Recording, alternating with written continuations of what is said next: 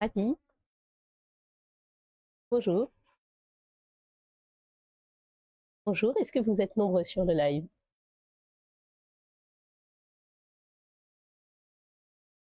D'accord, très bien. Eh bien, je vais en profiter dans ce cas pour présenter Fantasia, conte et légende de l'intelligence artificielle, puisque j'ai voulu raconter l'intelligence artificielle. Donc j'ai voulu essentiellement montrer ses différentes facettes à travers des nouvelles, à travers des dialogues, des récits courts, variés. Parce qu'aujourd'hui, on a tendance à beaucoup assimiler l'intelligence artificielle à ChatGPT, à l'intelligence artificielle générative. Et c'est vrai que c'est une partie très impressionnante de l'intelligence artificielle. C'est troublant. Moi aussi, ça m'arrive de demander à ChatGPT qu'est-ce que tu en penses, parce que comme le langage est le support de la pensée, on s'y laisse tromper. On a tendance à anthropomorphiser ChatGPT. C'est normal. Mais ça ne se résume pas à ça et je pense même que la plupart des intelligences artificielles sont d'autant plus dangereuses qu'elles sont invisibles. Moi, je les ai découverts à l'origine en m'intéressant à la recommandation littéraire. Donc, dissipons tout de suite le malentendu, je ne suis pas scientifique, je ne suis pas ingénieure. Je faisais une thèse professionnelle sur la recommandation littéraire, c'est-à-dire comment est-ce qu'on sait qu'un livre va plaire à quelqu'un. Donc ça, c'est une question qu'on s'est tous posée à un moment, comment offrir un livre à quelqu'un et choisir un livre qui va lui plaire alors qu'il n'a pas encore lu. Et puisque chaque livre est unique, chaque lecteur est unique, comment trouver le bon match. Donc c'est en m'intéressant à cette question que j'ai découvert différents moyens de recommandation. Évidemment, on peut demander aux gens: «Qu'est-ce que vous voulez lire?» Mais en général, la réponse, ça sera: «Je ne sais pas» ou «Surprenez-moi». On peut utiliser la méthode Amazon, c'est-à-dire les gens qui ont acheté tel livre ont aussi acheté tel autre, mais c'est extrêmement biaisé parce que c'est pas parce qu'on a acheté, Le Grand Larousse illustré qu'on va aimer, Molière, niveau troisième. Pourtant on les achète souvent ensemble et donc je cherchais une autre méthode de recommandation et c'est là que j'ai découvert ce que faisait Google Agriculture avec les images, pour mettre en relation des images similaires. Google Agriculture, c'est une équipe au sein de Google qui n'est pas très connue, mais qui a numérisé 8 millions d'œuvres, donc qui a un trésor de chefs-d'œuvre, de peintures, de sculptures à sa disposition.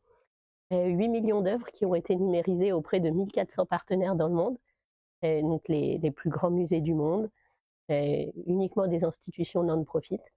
Et ils collaborent avec le musée de l'Ermitage, le MoMA, le Met, le musée d'Orsay, le musée Van Gogh, le musée Munch, le Rijksmuseum. Et donc toutes ces collections sont numérisées, font une base de données absolument incroyable avec laquelle Google Agriculture peut faire des expériences d'intelligence artificielle pour mettre les œuvres en relation, pour les classer différemment, pour trouver de nouveaux modes de médiation. Une de leurs expériences les plus célèbres, c'est Art Selfie. Vous l'avez peut-être déjà testé. Art Selfie, c'est une application qui permet de prendre son selfie et de trouver son sosie dans l'histoire de l'art, trouver le portrait qui vous ressemble le plus. Donc, il y a plein d'autres expériences d'intelligence artificielle. Une qui m'a particulièrement intéressée, c'est face à ces 8 millions d'œuvres, les creative coders, les artistes du code qui travaillent à Google Agriculture, se sont demandé comment est-ce qu'on peut les organiser. Comment donner du sens à 8 millions d'œuvres. Même si on en regarde plusieurs centaines par jour, il faudra un paquet d'années pour arriver au bout. Donc comment est-ce qu'on peut les organiser? Donc pour ça, il y a plusieurs moyens. L'humanité a été assez inventive. Évidemment, on peut classer les œuvres par période, date de création. On peut les classer par lieu de production ou lieu de stockage. On peut les classer par le nom de l'artiste, par le genre artistique, par les thématiques. À Google Agriculture, ils se sont dit, puisqu'on a un musée virtuel qui n'est pas physique, euh, autant essayer de les classer pour ce qu'elles sont, pour la manière dont elles apparaissent, et donc de les classer par similarité visuelle. Donc pour ça, ils les ont vectorisées. Ils ont utilisé une simple règle de voisinage. Ils ont dit plus deux œuvres se ressemblent, plus elles seront proches. La petite subtilité, c'est plus elles seront proches dans un espace à 128 dimensions. Donc là, c'est pas la peine d'imaginer, au-delà de la troisième dimension, on est perdu.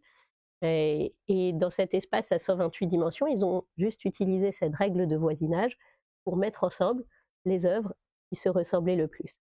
Pour pouvoir le visualiser, ils ont ensuite écrasé les 128 dimensions en 2 dimensions avec un petit algorithme qui s'appelle TSNE, qui est un nom très barbare pour Characterization Stochastic Neighbor Embedding, mais finalement c'est très logique parce que c'est stochastique, c'est basé sur les probabilités, neighbor embedding, puisque la seule règle qui est utilisée, c'est une règle de voisinage. Plus deux œuvres se ressemblent, plus elles sont proches, qui va donner une carte sur laquelle on va avoir des clusters.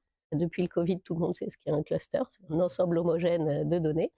Donc une carte où il va y avoir des archipels, des continents d'œuvres qui visuellement se ressemblent.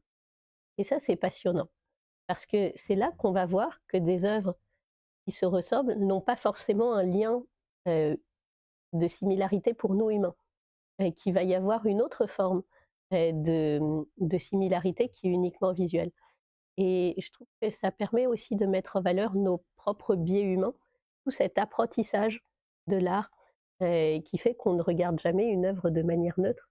On sait ce qu'on regarde. On sait qu'on ne regarde pas le cadre. On sait qu'une œuvre de Van Gogh est incomparable. Puisqu'on parle de Van Gogh, c'est d'ailleurs une des petites anecdotes sur cette carte. Habituellement, quand on cherche un Van Gogh, on le trouve au milieu d'autres Van Gogh ou au milieu d'autres œuvres d'art moderne.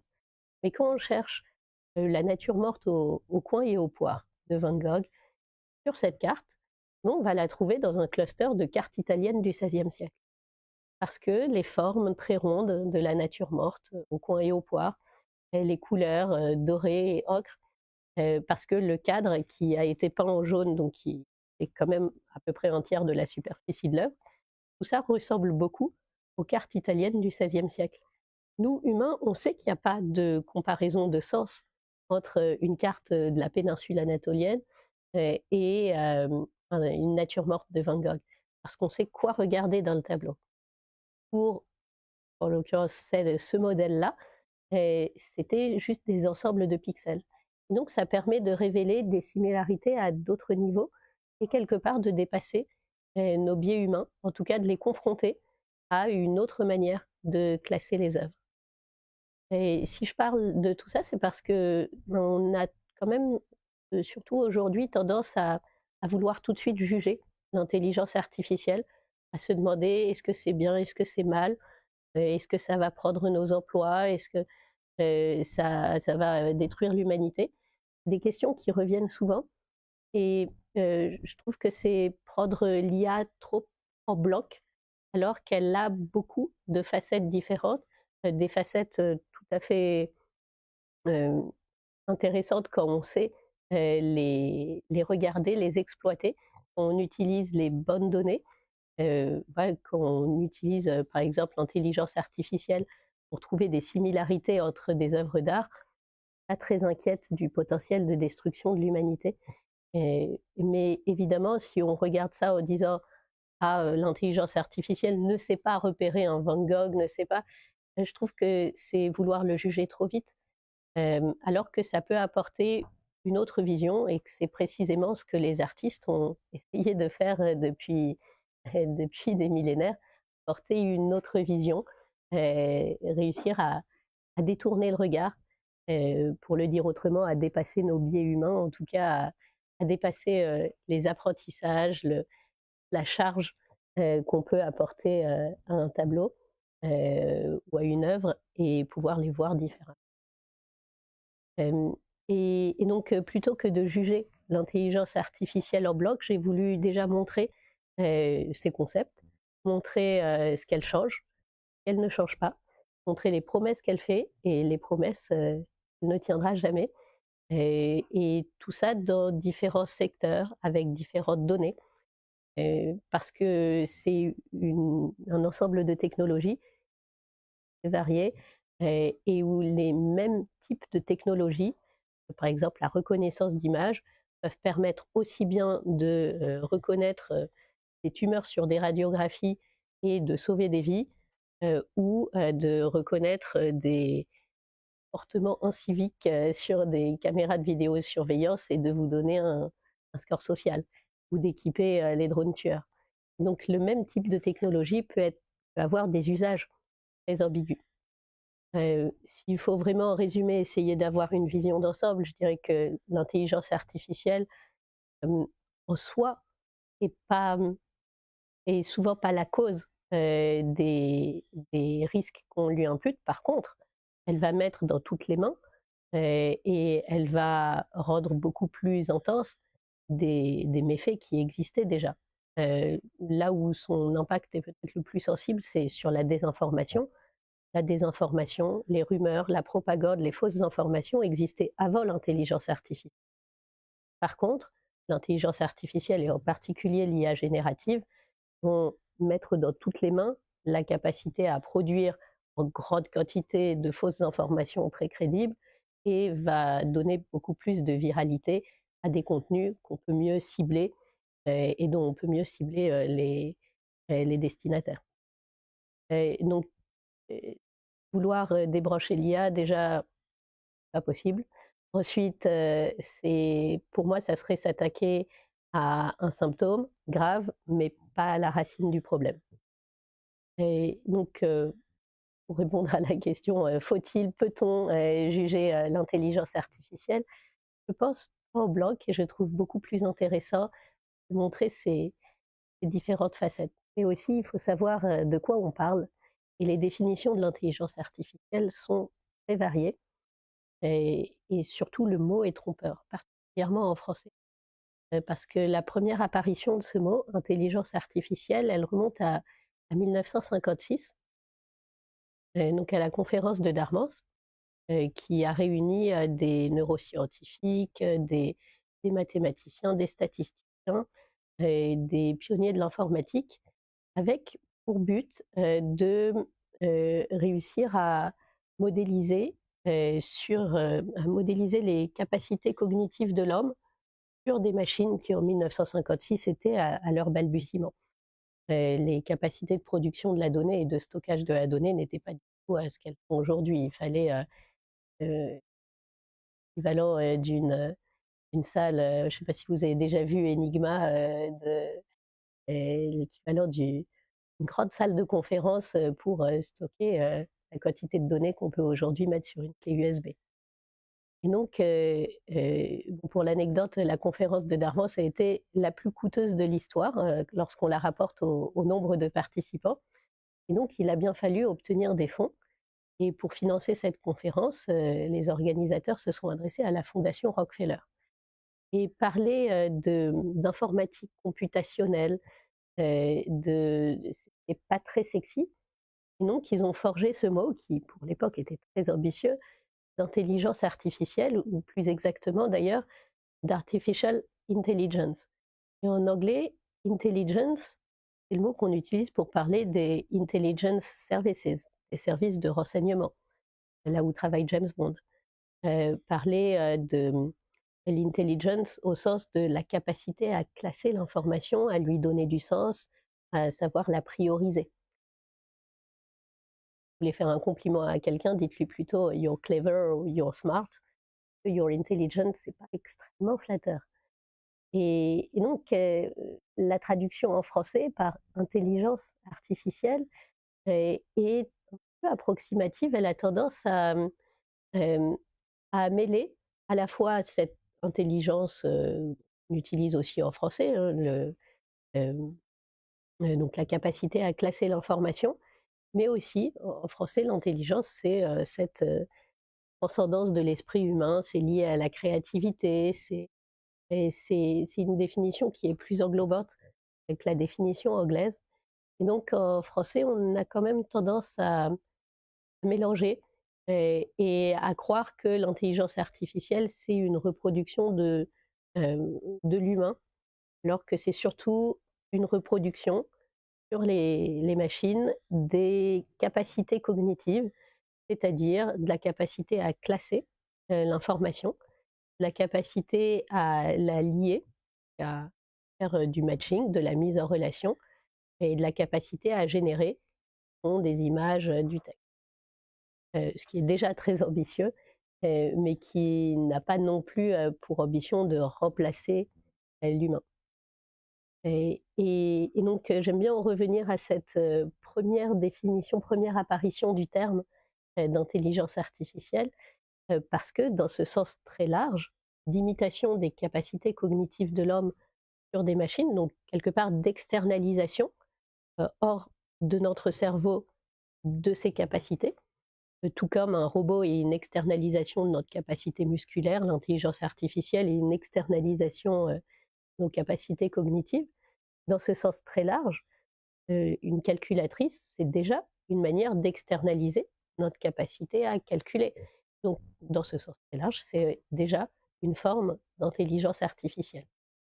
C'est pour ça que souvent on va plutôt parler de machine learning, d'apprentissage machine quand on veut être précis, et qu'on veut plus parler de la manière de fonctionner, la manière d'organiser les données, plutôt que de l'ambition d'un projet.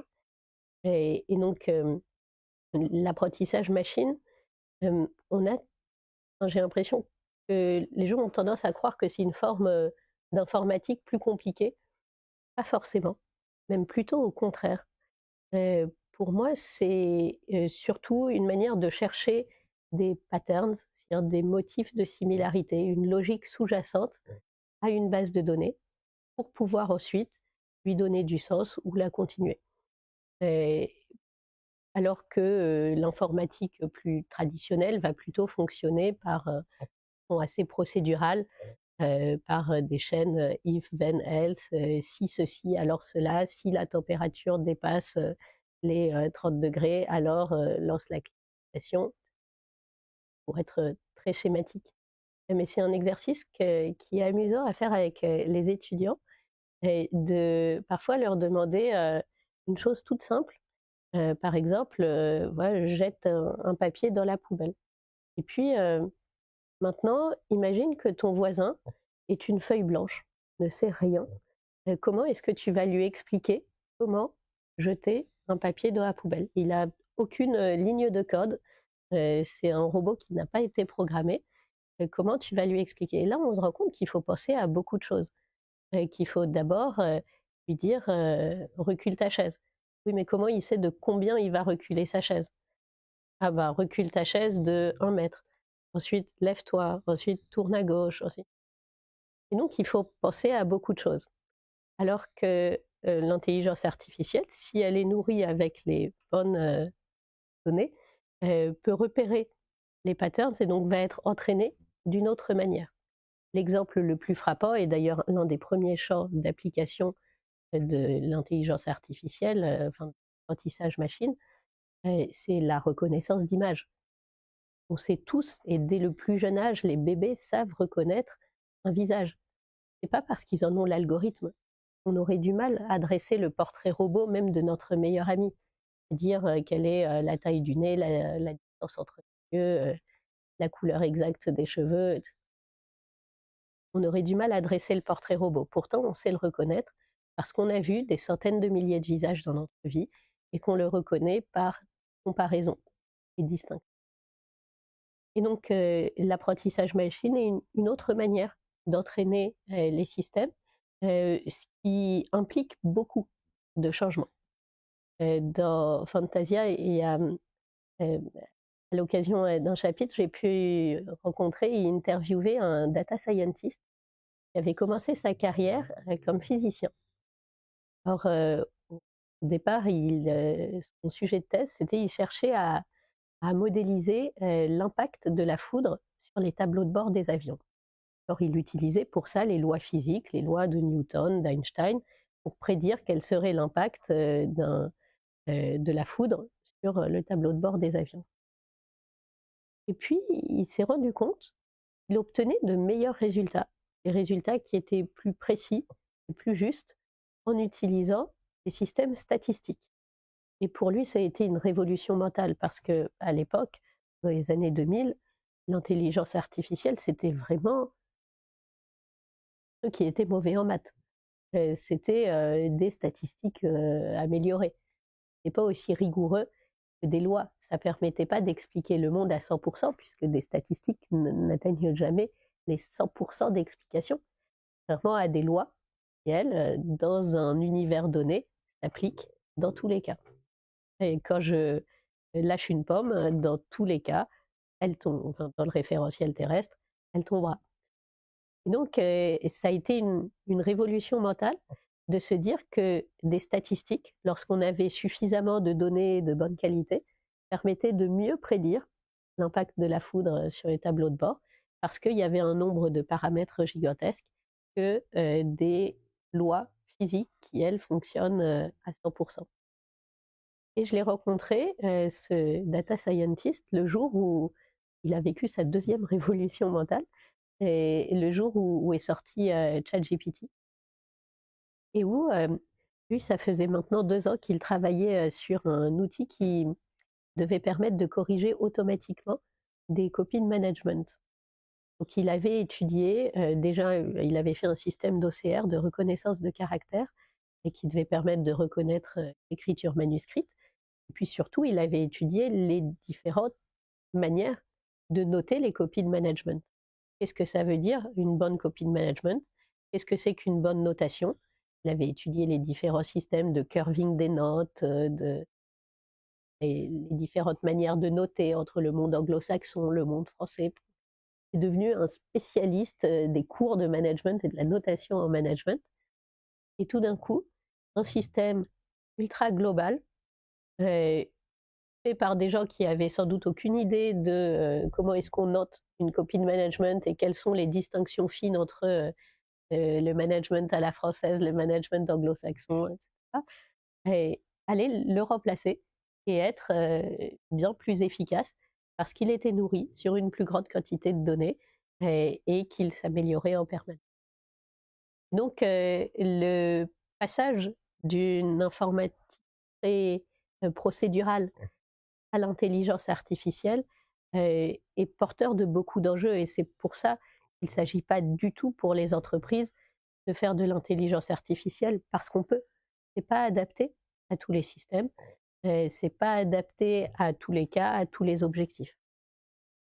Heu, un exemple assez casse-cou que j'aime bien donner, c'est une expérience qu'avait menée encore une fois Google en 2017. Et ils avaient fait un outil qui s'appelait le Cheese Master. Alors le Cheese Master, c'est un outil qui permet de distinguer différents types de fromages. Et ils avaient un nez électronique, ils avaient un pouce à tâter le fromage et qui permettait de distinguer un produit original d'un ersatz, de distinguer un coulommiers d'un camembert, de repérer même jusqu'à la brebis qui avait produit le lait, qui avait produit le fromage.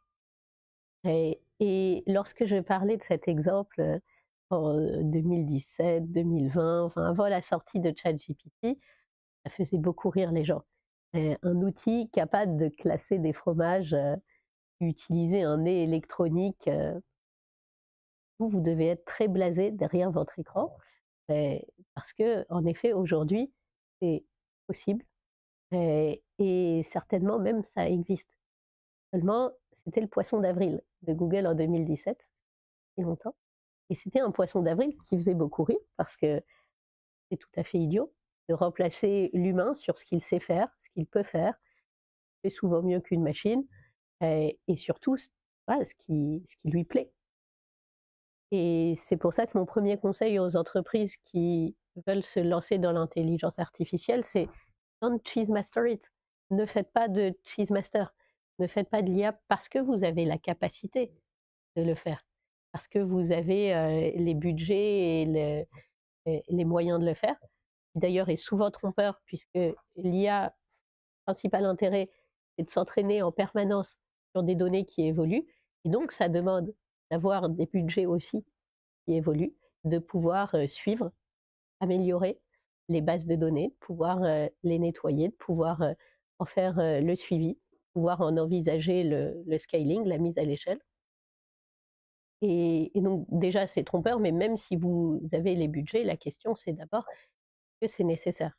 Un bon exercice, pour se demander si on a besoin d'intelligence artificielle, c'est déjà de lister les tâches qu'on fait au quotidien et de voir celles qui prennent le plus de temps, celles qui sont le plus automatisables. Alors oui, c'est pénible à la main de faire sa journée type et d'essayer d'attribuer un temps à chacun, mais c'est là qu'on voit ces petites tâches chronophages qui peuvent être automatisées. Donc c'est sûr, c'est moins glamour que de faire un outil qui permet de passer les fromages, mais si ça permet d'automatiser toutes ces petites scories du quotidien, heu et c'est précisément le but de l'intelligence artificielle.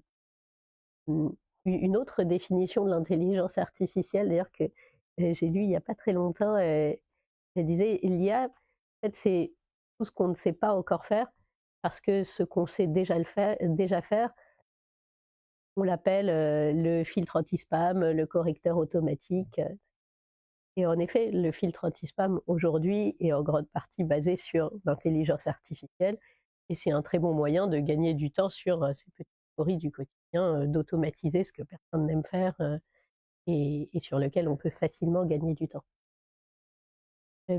Donc voilà, l'intelligence artificielle, c'est beaucoup plus vaste que l'IA générative et c'est aussi beaucoup plus dangereux, précisément parce que ces formes d'IA qu'on ne voit pas, qu'on n'a pas forcément conscience d'utiliser, vont permettre, de d'optimiser le contenu qu'on reçoit et qui est pas toujours envoyé avec, les meilleures intentions.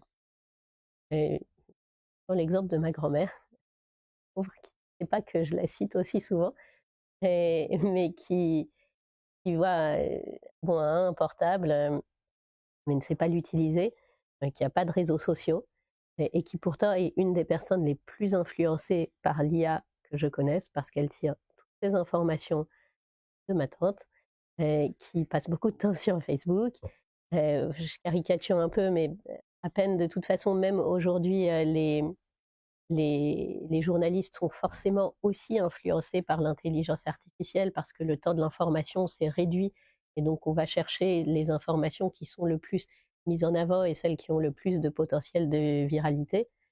Et donc les informations que reçoit ma grand-mère sont déjà filtrées par la bulle de filtre, du Facebook, de ma tante, par, les bulles de filtre, des journalistes et donc elle-même, l'information qu'elle va recevoir ne reflète absolument pas l'entièreté de ce qui se passe dans le monde. Ce qui est beaucoup plus dangereux, c'est que, ben, lorsque cette information vient de plateformes comme Facebook, le but de Facebook est pas de nous informer, et pas d'informer les citoyens du monde. Le but de Facebook, comme toute entreprise, c'est de maximiser son profit. 98 des revenus de Meta viennent de la publicité. Veut dire, viennent du temps qu'on passe et des informations qu'on donne, sur les plateformes. Meta, c'est le groupe qui possède, Facebook, WhatsApp, Instagram et donc toutes les informations qui sont, qu'on va partager dessus, vont pouvoir être croisées pour maximiser ce que les entreprises, enfin la manière dont les entreprises vont pouvoir cibler les personnes, profiler. Et parfois, la limite est très fine entre la publicité, l'influence, la propagande. C'est pas toujours évident de savoir, quand un message est de nature politique ou pas, et de savoir quelle va être, son influence, sur le long terme. Et donc, heu, ces algorithmes qui, vont apporter le contenu, certains types de contenus à certaines personnes, sont très loin d'être neutres. On voit aujourd'hui, les déclarations de Mark Zuckerberg, donc fondateur, et directeur, de Meta, sur, la disparition des fact-checkers de la plateforme. Déjà s'interroger sur leur utilité, mais en tout cas, l'intention politique qui est derrière, c'est-à-dire de laisser cet objectif économique, complètement dérégulé, sur, gérer, l'information qu'on reçoit en permanence, mais aussi les suggestions de gens qu'on peut rencontrer, et et de choses qu'on peut acheter, de produits qui vont être mis en avant, c'est évidemment très, très loin d'être neutre. Et donc, c'est au moins important déjà d'être conscient de la valeur de ces données qui est pas tellement une valeur individuelle, parce qu'individuellement, ça intéresse pas grand monde, de savoir, précisément ce qui, moi va, m'intéresser et quel est, mon CSP, mais qui collectivement, vont avoir, une grande valeur, au point où, si Facebook était un État, ce serait le 13e plus riche du monde. Je crois en tout cas, les, heu, le chiffre d'affaires de Google cette année était égal au PIB de l'Algérie. Ensemble, les GAFAM, ont une force économique qui en fait de très réels poids, géopolitiques et en font aujourd'hui des poids qui ont une influence majeure sur les décisions géopolitiques, du monde et sur la manière dont se construit notre information, c'est-à-dire la manière dont se construit aussi notre opinion et nos jugements.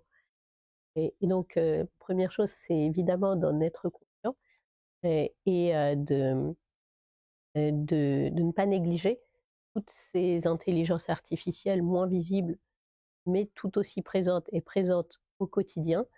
Et pour ça, ça demande déjà de dépasser ce préjugé qu'on peut avoir, enfin cette envie de juger trop vite, l'IA en bloc, en se demandant: «Eh bien, est-ce que c'est mal?» Pour l'écriture de mon livre, je suis allée, dans une clinique, voir, des gastroscopies où l'IA est un véritable, miracle parce qu'elle permet de réduire de 30 le taux de cancer colorectal, d'intervalle, donc c'est évidemment précis comme sujet, mais ça sauve des dizaines de milliers de vies chaque année et j'en ai discuté avec, des spécialistes, de l'information.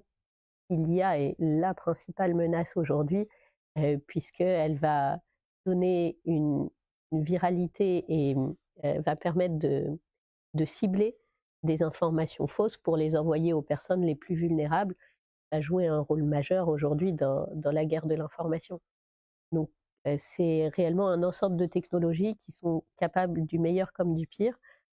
C'est pour ça que j'aimerais faire la distinction entre l'IA comme champ de recherche scientifique. Donc là, on en revient à la définition de 56.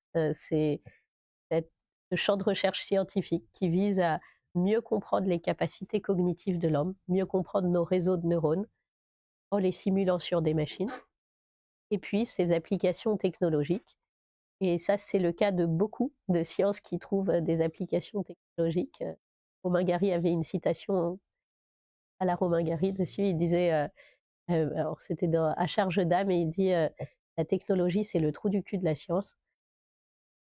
Parce que la technologie, c'est chercher un objectif, de rentabilité économique à des, recherches scientifiques et donc les technologies d'IA, elles sont très variées et c'est pour ça que j'ai préféré raconter les différentes facettes de l'IA plutôt que de chercher à unifier. C'est sûr que ça sera jamais exhaustif, que, bah, il y a des usages bons et mauvais de l'IA dans l'éducation, dans la médecine, dans le droit, dans le commerce, dans les transports, le voyage, l'énergie, dans énormément de secteurs et que je voulais d'abord, le montrer, montrer ce que c'est, montrer aussi ce que l'IA n'est pas, qu'elle ne changera pas, montrer les cheese masters, montrer tous ces projets d'IA, qui n'ont pas abouti parce qu'ils n'étaient pas forcément nécessaires ou parce qu'ils ne s'étaient pas basés sur des bonnes données, parce que les données ont été mal interprétées, hem et pour pouvoir avoir, une vision, et à mon avis, quoique plus parcellaire, reste plus juste, que les visions trop globales. Pour parler plus de, l'IA opérationnelle justement, puisqu'on vient d'effleurer le sujet avec, les échecs des transformations IA, et c'est aussi important de le voir, dans le domaine de l'entreprise, parce qu'il y a un chiffre qui m'a marqué l'année dernière, c'est que 67% des entreprises qui ont entrepris des transformations IA en 2023 se sont soldées par des échecs. Et c'est quand même un chiffre impressionnant.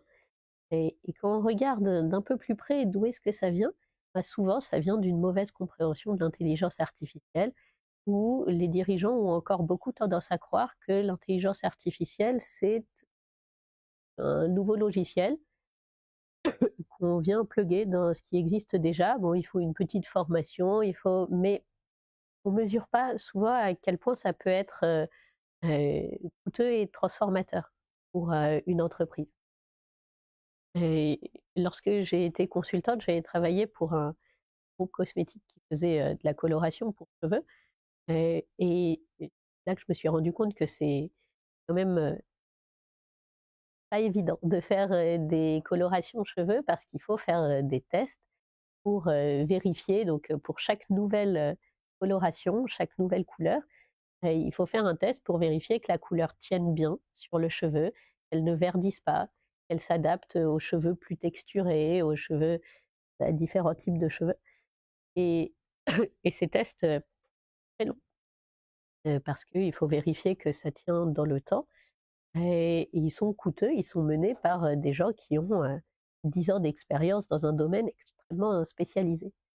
Donc le projet, en l'occurrence de l'agence de conseil, c'était de faire un jumeau numérique des cheveux, c'est-à-dire de reproduire des cheveux de façon virtuelle, avec tous les paramètres, toutes les conditions euh, de cheveux naturels, pour pouvoir faire les tests plus rapidement et surtout beaucoup moins cher.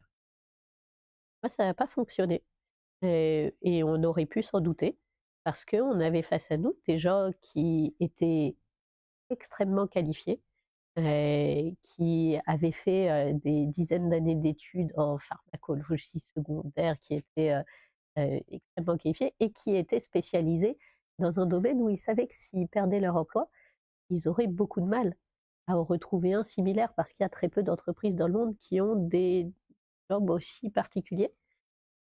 Et puis, parce que beh, il fallait avoir les bonnes données. Et les bonnes données, c'est souvent les données des échecs. Ça, quand on fait des tests qui coûtent quelques dizaines de milliers de dollars, et que lorsque le test est négatif, ça veut dire qu'on va complètement abandonner un projet de couleur, on va revenir à zéro, tester d'autres couleurs, et que c'est reparti pour 3 mois et de nouveau des dizaines de milliers de dollars, on a plutôt tendance à mettre sous le tapis les données d'échecs, en tout cas à pas se faire gloire et pas trop mettre en avant toutes les données sur pourquoi ça n'a pas fonctionné, qu'est-ce qui aurait pu être fait différemment, etc.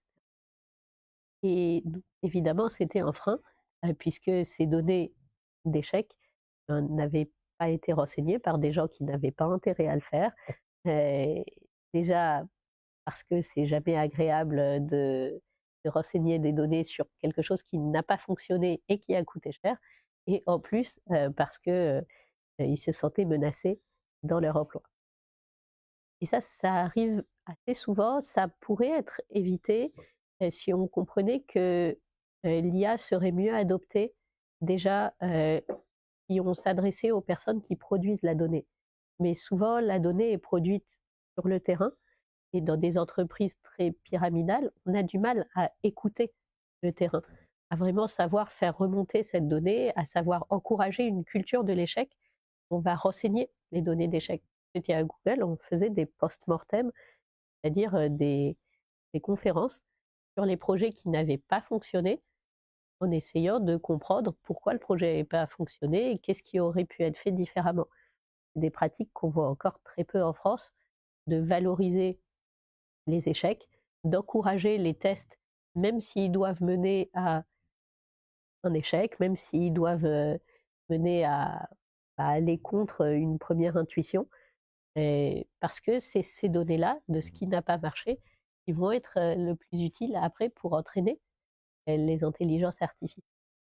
Donc c'est des changements profonds, développer une culture de l'échec, avoir une culture moins verticale, moins pyramidale, et être plus à l'écoute de là où on produit la donnée.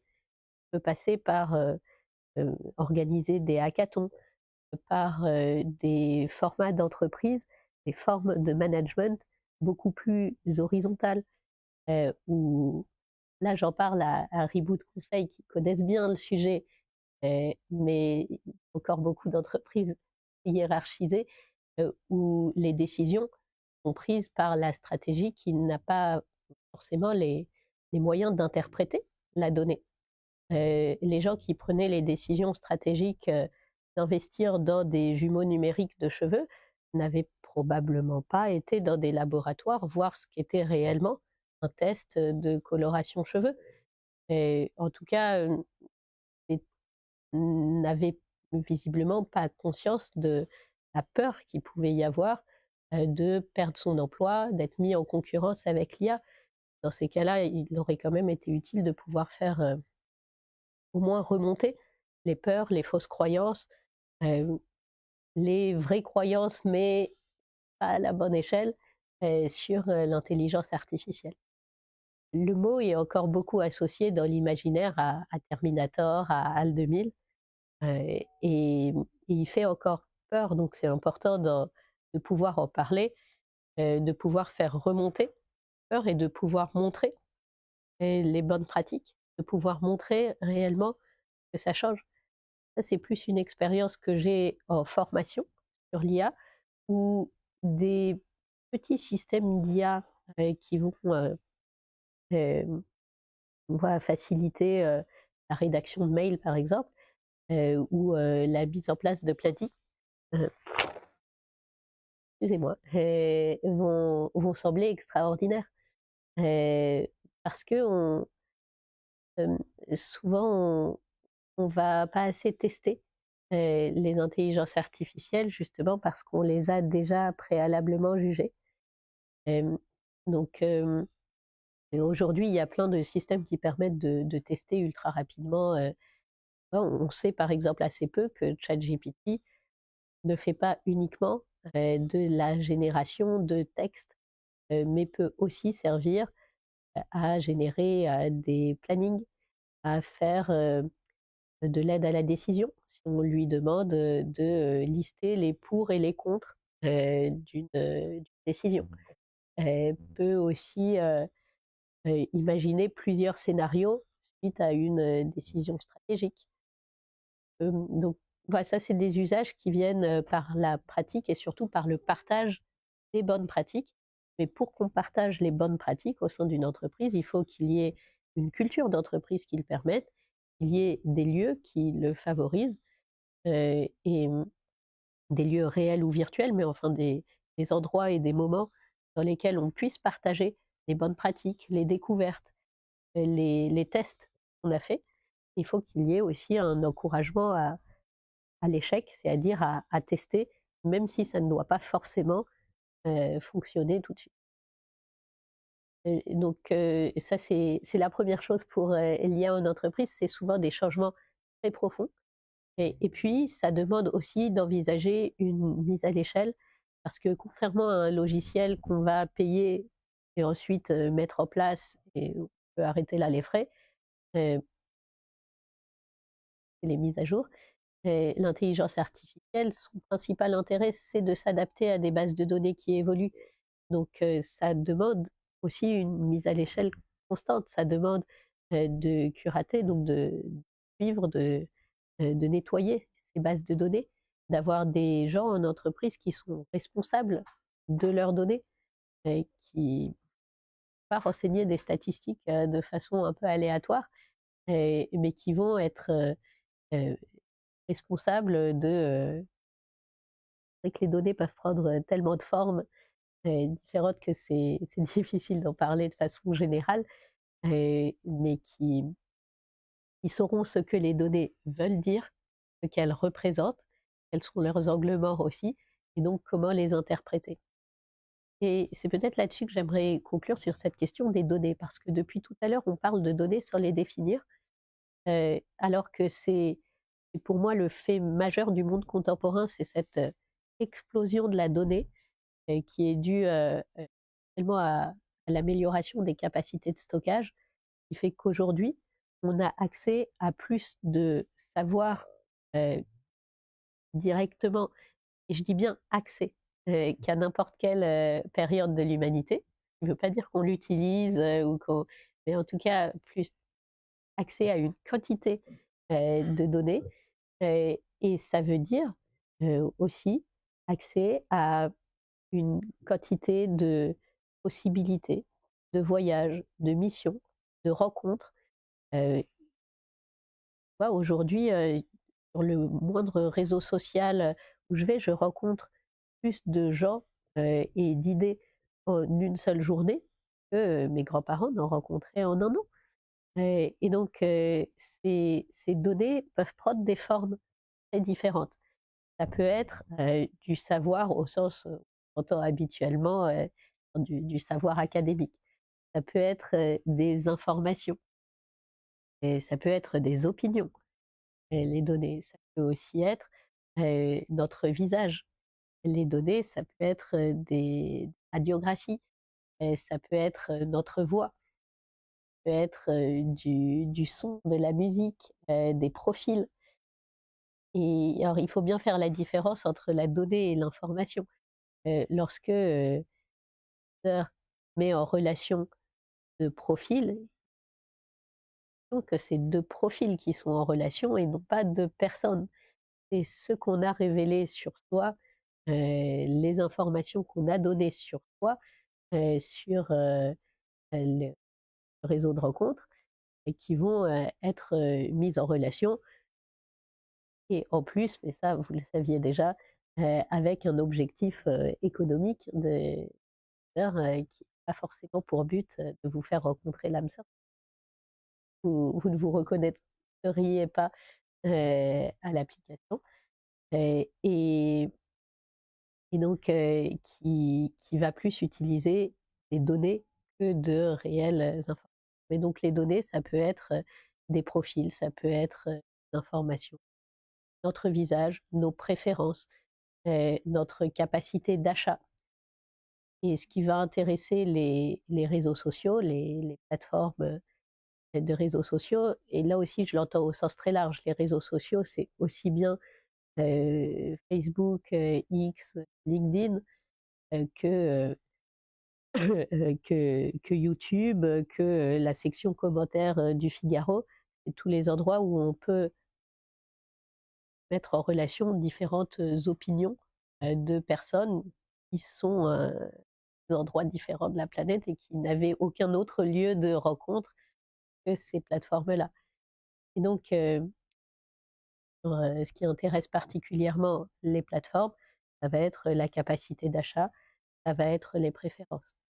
Un exemple qui est beaucoup trop oublié aujourd'hui, c'est celui de Cambridge Analytica, qui est une entreprise qui avait utilisé Facebook pour, profiler, c'est-à-dire, pour, repérer les personnes les plus susceptibles de s'abstenir de voter et donc influencer les votes, du Brexit, de la première élection de Trump, quelques autres, et qui aujourd'hui ont fait des petits et qui ont influencé même, des États, puisqu'aujourd'hui, il y a des États qui vont avoir une stratégie de manipulation de l'information en ligne et utiliser l'intelligence artificielle pour mieux cibler les personnes les plus vulnérables, les personnes les plus susceptibles d'être, intéressées par tel ou tel type, de message, et donc de le diffuser et de lui donner plus de mais ce qui m'avait frappé dans l'affaire Cambridge Analytica, c'est que sur les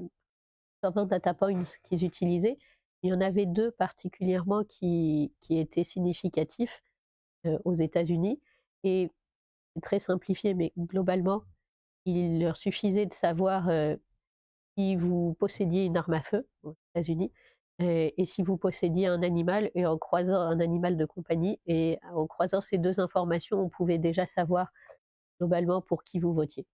Et qu'aux États-Unis, même, bipartite, c'était pas très difficile, si c'est pas pour l'un, c'est souvent pour l'autre, mais c'est quand même, terrifiant de se dire qu'on est à ce point prévisible. Et c'est aussi la réponse, que je donne quand on me demande, «Est-ce que Google nous écoute?» parce que malheureusement non, il n'y a pas besoin de nous écouter pour savoir, ce qui nous intéresse. À partir, simplement de notre géolocalisation, on donne constamment, en ligne, quand on fait des recherches internet, quand on utilise Google Maps, à partir de la géolocalisation, à partir, des recherches, sur internet, à partir, de notre réseau d'amis et des préférences du réseau d'amis, on peut déjà savoir facilement, ce qui nous intéresse, à quel moment, quand est-ce que c'est le bon moment pour envoyer une publicité pour, des voyages, au bout du monde, quand est-ce que vous y serez le plus réceptif. Et donc c'est plus ce croisement de l'intelligence artificielle et du marketing, ciblé, qui est terrifiant que l'intelligence artificielle en soi. Et donc message peut-être pour conclure, même si, on a abordé beaucoup de sujets et très variés, c'est surtout que nos données ont de la valeur. Évidemment, individuellement, on a du mal à s'en rendre compte. On a du mal à se rendre compte que lorsqu'on remplit un captcha, donc les petites figures, étranges et mal dessinées, qui permettent, d'accéder à un site web, on entraîne des IA, que tout ça a une valeur, que lorsqu'on fait une recherche internet, il y a des des entreprises que ça intéresse parce qu'individuellement, ces données ne valent pas grand-chose. Par contre, collectivement, elles ont un grand poids, géopolitique, et qui est aujourd'hui majeur. Voilà, j'aurais aimé conclure là-dessus, sur, la valeur, de ces données et heu et engager une réflexion sur, les moyens de les réapproprier. Est-ce qu'il y a des questions d'ailleurs, sur le live? Parce que Oui, je il parle, y a pas mal de questions. Déjà, on te remercie, cette, vraiment c'est présentation qui a été particulièrement éclairante. Est-ce que déjà avant de passer sur le net, est-ce qu'il y a des questions dans le public?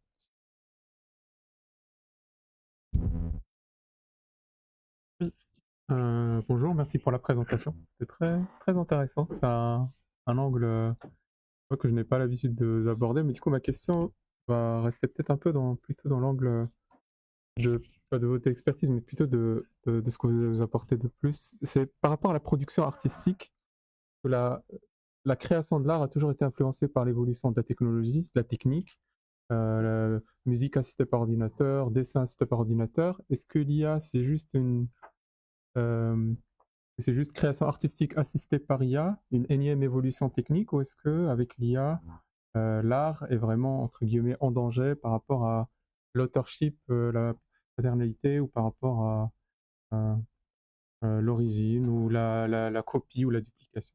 Voilà. c'est je vous remercie beaucoup, parce que c'est vraiment une question, qui a des ramifications tellement variées. Déjà parce que vous l'avez compris, quand on parle d'intelligence artificielle, on parle de technologies qui peuvent prendre des visages très divers, mais alors quand on parle d'art, on ne sait pas beaucoup plus de quoi on parle. Hem, Est-ce que l'IA change vraiment la manière de créer?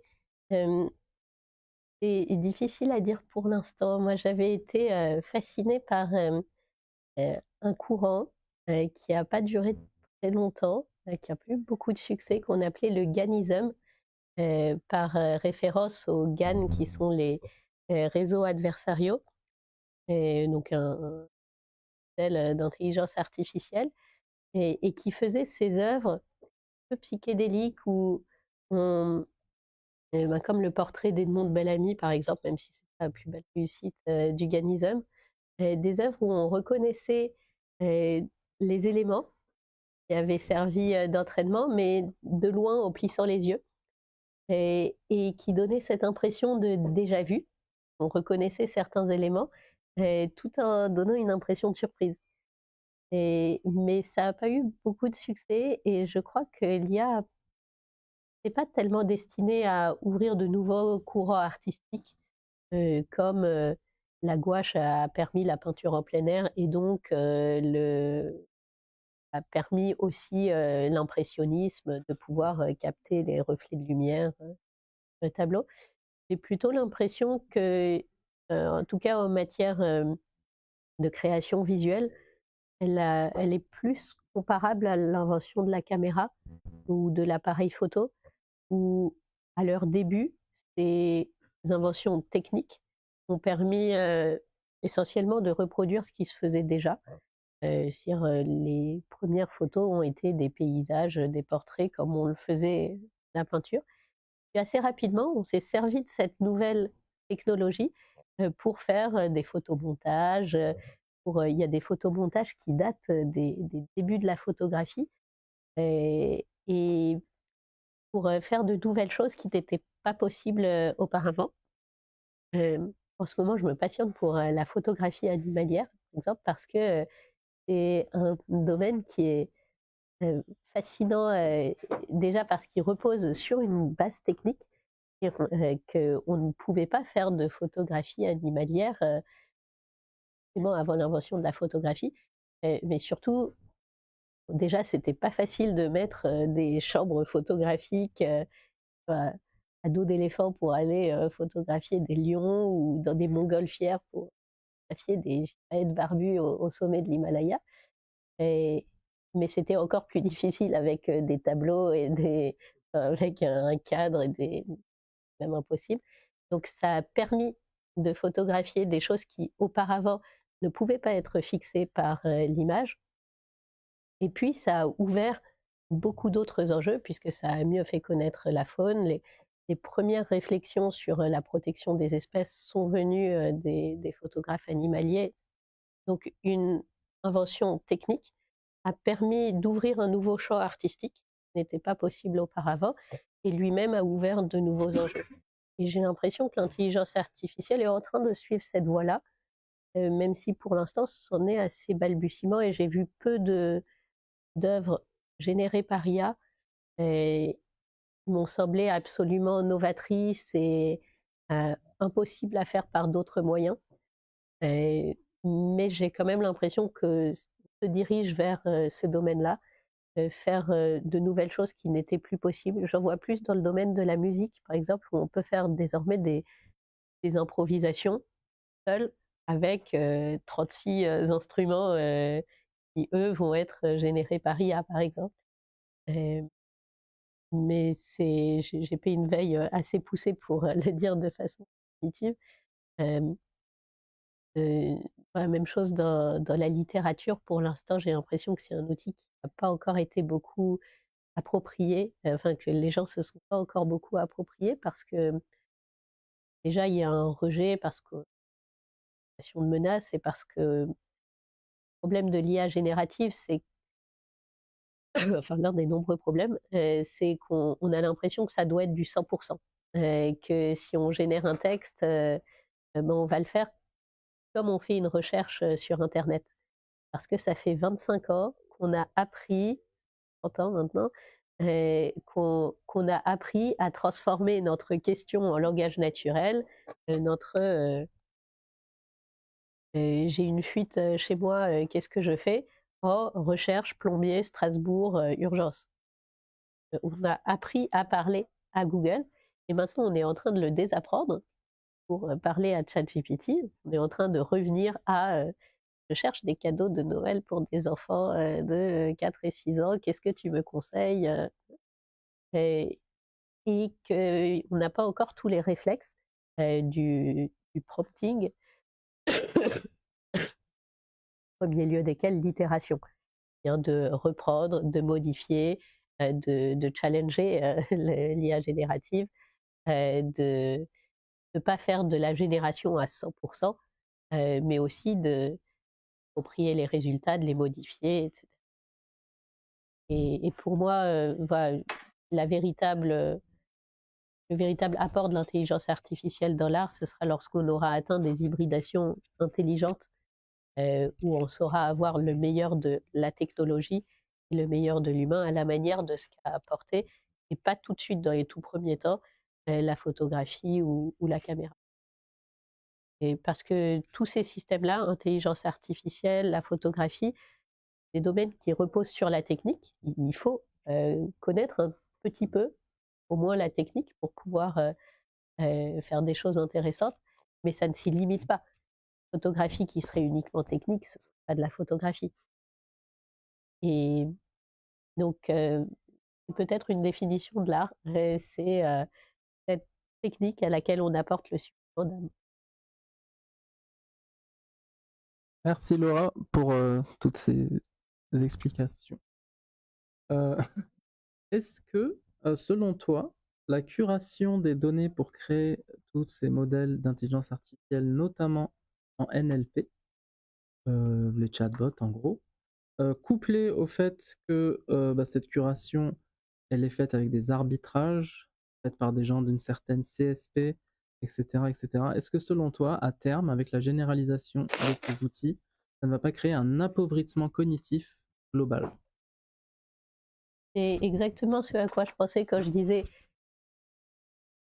ce n'est pas le seul ennui des IA génératives, cette idée qu'on doit l'utiliser à 100%. Oui, ça, j'ai quand même l'impression que la manière dont on l'utilise, et non pas le fait que l'outil existe, mais la manière dont on utilise l'IA générative mène à un appauvrissement de la pensée. Et j'ai eu une autre vie d'enseignante en prise de parole. Et on a vu sur les 5 dernières années des tics de langage. Enfin, il y a toujours eu des tics, et, mais particulièrement les du coup. Et en fait, et qui étaient et qui sont des filler words, des mots qui n'ont pas de contenu. Tu vois. Un du coup peut montrer une conséquence, mais peut-être dans 10% de son utilisation. Hein. Donc on a vu se multiplier les jurys de concours, les jurys d'admission qui déploraient l'usage constant et répété du coup comme manière de mettre à distance le discours, de, de remplir de vide son discours. Euh, c'est vraiment pas une dénonciation. Je sais à quel point c'est difficile de se débarrasser des tics de langage, mais c'est un constat de voir sur les dernières années se multiplier des, des élèves à qui je demande comment est-ce que vous vous appelez et qui me disent du coup je m'appelle, alors qu'ils savent très bien comment ils s'appellent. C'est vraiment pas un manque de connaissances ou une manière de mettre à distance. Et c'est une forme de paresse intellectuelle, cas de ralentissement qui vient aussi de, euh, de ce qu'on n'ose pas se lancer, se faire confiance et y aller. Et ah, il y a une question simple, comment est-ce que vous vous appelez? Une réponse simple, je m'appelle. Et, et comme on n'ose pas dire, comme on a 36 000 choses en tête, de qu'est-ce que les autres vont penser de moi, est-ce que je vais bien le dire, est-ce que c'est... Bon, on a tendance à mettre à distance. Et l'intelligence artificielle vient jouer ce rôle dans beaucoup de cas. Enfin, les IA génératives, dans leurs usages, souvent en plus par des jeunes, euh, vont jouer ce rôle de filler, de remplissage de la pensée, parce que là où on va le plus avoir tendance à utiliser l'IA, c'est devant la page blanche. C'est lorsqu'on ne sait pas par où commencer, et après, on a tendance à suivre le flow, alors que c'est peut être une très bonne chose d'utiliser l'IA pour initier une réflexion, pour vérifier qu'on a pensé à ramification d'un sujet, par exemple, pour challenger. Dans l'éducation, ça peut avoir un rôle extrêmement positif si on l'utilise pour générer des quiz adaptés à un niveau, par exemple, ou si on l'utilise comme anaroplastique, c'est-à-dire comme moyen d'initier un dialogue pour se challenger soi-même. Ça peut être très utile, mais si on l'utilise juste comme filler, en effet, c'est le principe d'un filler, c'est on remplit de vide et on, euh, vraiment ce qui devait nous aider à être plus précis, va au contraire nous emmener dans dans un flow qui allait de moins en moins. On pourrait dire la même chose du vocabulaire anglophone, corporate. Enfin, anglophone, c'est plus globish que l'anglais shakespearien. Des mots qui devaient permettre de décrire de nouveaux concepts et qui finalement aujourd'hui servent de fillers. J'utilise même servent de boîtes vides dans lesquelles on peut mettre aujourd'hui bullshit, ça veut dire tout et n'importe quoi. Le ASAP avait a priori une définition assez claire, le plus tôt possible, veut aujourd'hui dire entre hier et dans 3 jours. Et donc aussi une tendance à se contenter de concepts flous ou à flouter les concepts plus exactement, qui font que même le flou de ChatGPT, plus ou moins flou selon les données dont on l'a nourri, va satisfaire. Donc le rôle de ChatGPT comme remplisseur est un encouragement à la paresse. Alors, je vais prendre une dernière question qui a été posée sur le net. Donc je la lis. Vous parliez de bouleversement de croyances et de création d'une culture où l'échec n'est pas un tabou, mais une opportunité de pouvoir entraîner l'IA, etc., etc. Du coup, selon vous, quelles seraient les meilleures compétences à développer pour les professionnels qui souhaitent rester pertinents dans un monde de plus en plus axé sur l'IA? Les compétences à développer ne dépendent pas tellement du contexte que du secteur dans lequel on est et de nos propres ambitions.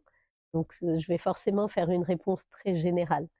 Mais à l'ère de l'IA, ce qui me semble essentiel, c'est déjà la flexibilité et la capacité à continuer à apprendre.